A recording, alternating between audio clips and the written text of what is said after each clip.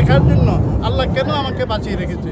আমি আরও দু একটা সংগঠনের সাথে মুক্তিযোদ্ধা কমান্ড কাউন্সিল, মুক্তিযোদ্ধার সংগঠনের সাথে এমনি আসা যাওয়া আছে।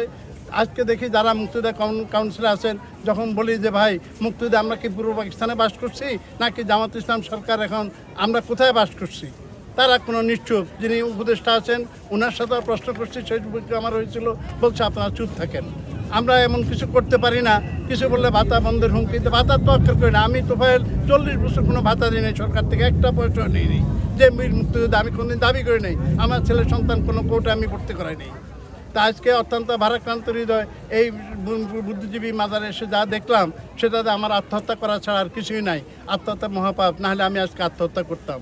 আমি আশা করি আগামী দিনে বুদ্ধিজীবীদের মূল্যায়ন, স্বাধীন বাংলাদেশে যেই স্পিরিট নিয়ে 1971-এ মুক্তিযুদ্ধের সশস্ত্র যুদ্ধে ঝাঁপিয়ে পড়েছিলাম বাঁশের হাতে নিয়ে, 2025 থেকে 2026, 2027-এ আমার মনে হয় আরেকটা মুক্তিযুদ্ধ হবে এই রাজাকারের বিরুদ্ধে, আলবদরের বিরুদ্ধে, টিক্কা খান এবং ইয়া খানের এই পেতাত্তাদের বিরুদ্ধে। সেটা আমি আশা করি আমাদের শ্রদ্ধেয়, যদি আমার বয়সের ছোটো, আমি অত্যন্ত সম্মান করি, স্নেহ করি, ভালোবাসি আমাদের তারেক ভাইয়ের নেতৃত্বে আমরা জনতা দলের যে ম্যানিফেস্টো, সেই মুক্তিযুদ্ধের আদর্শভিত্তিক একটা সংগঠন দাঁড় করে আগামী দিনে বিএনপি, আওয়ামী লীগ বা অন্য সবাই আমাদের তারেক ভাইয়ের নেতৃত্বে আন্দোলন করব।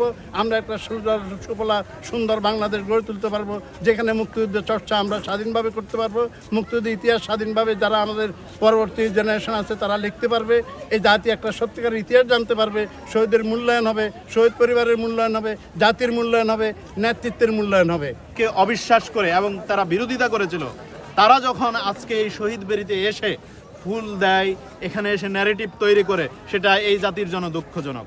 আমরা বলতে চাই, এরা এইভাবেই প্রতিনিয়ত খোলস পরিবর্তন করে, কখনো তারা মুক্তিযোদ্ধা সেজে যায়, কখনো তারা বাংলাদেশের পক্ষের শক্তি হয়ে যায়, কখনো বা আবার এদেশের কর্ণধার হয়ে যায়।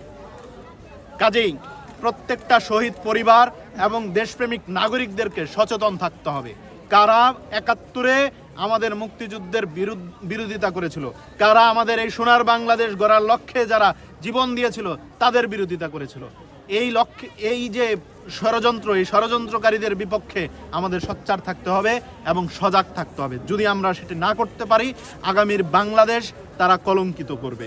যেভাবে আমরা দেখেছি এক বিশ্ববিদ্যালয় থেকে আরেক বিশ্ববিদ্যালয় পরাজিত শক্তিদের হাত ধরে তারা বিভিন্নভাবে জয়ের পতাকা দেখিয়েছে, জয়ের বিজয় দেখিয়েছে, বিভিন্নভাবে তারা দেখিয়েছে, কিন্তু এখন চাচ্ছে পুরা দেশটাকে তারা গিলে খেতে। কাজেই আমরা চাই আজকে এই 14 তারিখে এই শহীদ বেদি থেকে আমরা প্রতিজ্ঞাবদ্ধ হতে চাই, আগামীর বাংলাদেশ হবে 71-এর চেতনা নিয়ে, আগামীর বাংলাদেশ হবে 24-এর গণঅভ্যুত্থানের চেতনা নিয়ে, আগামীর বাংলাদেশ হবে 52-এর ভাষা আন্দোলনের চেতনা নিয়ে।